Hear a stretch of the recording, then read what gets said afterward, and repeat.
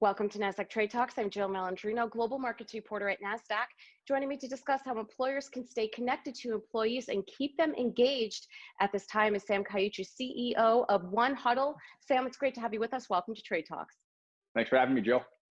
Now, Sam, you think employees are becoming, quote, unhinged, working from home, or are not working at all while waiting to be brought back. How can employers stay connected? Yeah, it's a great question. I think that employees, by and large, are zoomed out, so to speak. There was a little bit of a chaos that ensued when COVID began, the people working from home, getting connected, and getting up to speed. But I think that as the dust is settled, and employees have had to realize that companies are sending them home for the long haul, and they have to operate from home longer than they anticipated. I think that it's causing a little bit of little chaos in the workforce. Employee engagement was already at all-time lows pre-COVID. Gallup did a workforce study that they found only 15% of global workers are, quote, excited to go to work every day pre-COVID. So again, I think that we have this reality of workers who are already struggling to be connected and excited about work. Now operating from home brings a whole different set of challenges. Tell us who some of your clients are and how they are creating games to help employees compete and maintain the skills they will need when they return to the office, because it certainly seems like that social component is what's really helpful here. Sure. So, I mean, whether you're a retail brand or a restaurant brand that has been faced with a tough decision to furlough or lay off, or like we work with a lot of companies in the pharma space, from Roche to Novartis to working with brands that are in financial services like Broadridge Capital. And I think the biggest thing that we were aware of when this all started is that employees don't just have to keep everybody work ready, but they also got to keep people excited in the moment.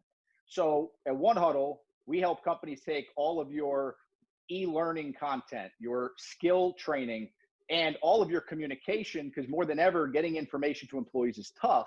And our platform lets companies take all of that information, turn it into quick burst mobile games.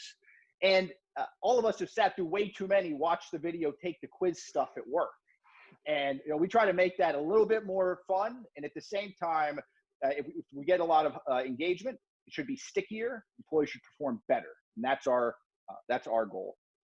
Is it easy for managers to build and then, of course, for employees to access it? Sure, that's a great question. For too long, the human resource job function in a company has kind of like been in an ivory tower. It's been super far away from the front lines of the workforce.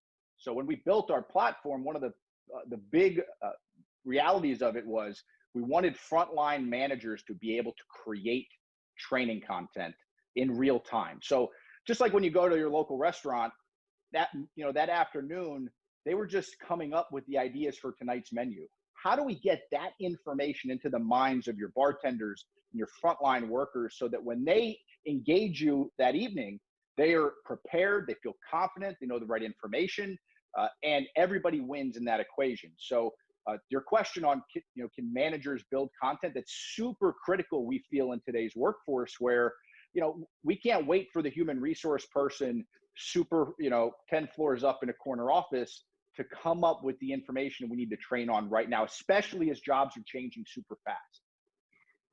Sam, let's talk about the science behind all of this. Does the data show this kind of training works? It does. On two fronts. One, we found that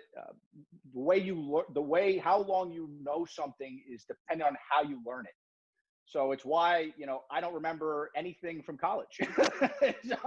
I studied for the test, I took the test, and then I forgot. Sure, some people can relate with my humor there. The concept of a game is, as you struggle through it, it sticks.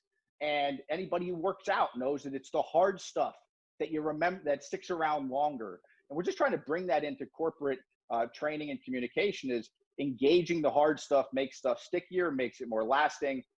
It doesn't hurt that the game platform gets a ton more engagement than would your traditional watch the module, take the quiz stuff. I think it's awesome how you also correlate the gym component as well. So when you get a game, and then you also talk about the gym, you have that competitive component that comes into it as well, which I think is more impactful when it comes to learning and remembering content versus just studying for a specific test, as you had said before. But I think it's the competitive aspect to me that's most exciting, because I know sometimes we'll do Zoom happy hours just to keep our team engaged, and they always revolve around some kind of game, and the competitive level is the best part about it. Sure. And a lot of companies, what we're seeing is they're not just using it for job training. They're using it for, call it culture stuff. Remember a bunch of months ago when the Michael Jordan documentary came out? We had companies turning every weekend episode into a game for almost like a book club with their workforce.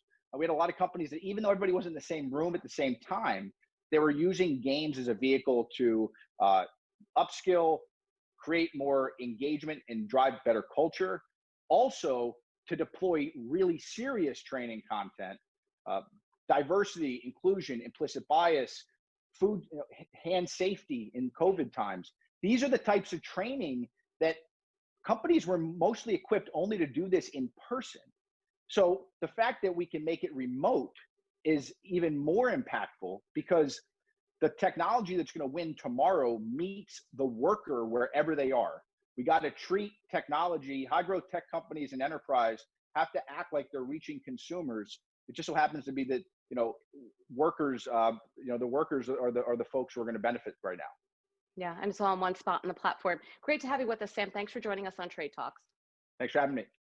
And thanks for joining me. I'm Jill Malandrino, Global Markets Reporter at Nasdaq.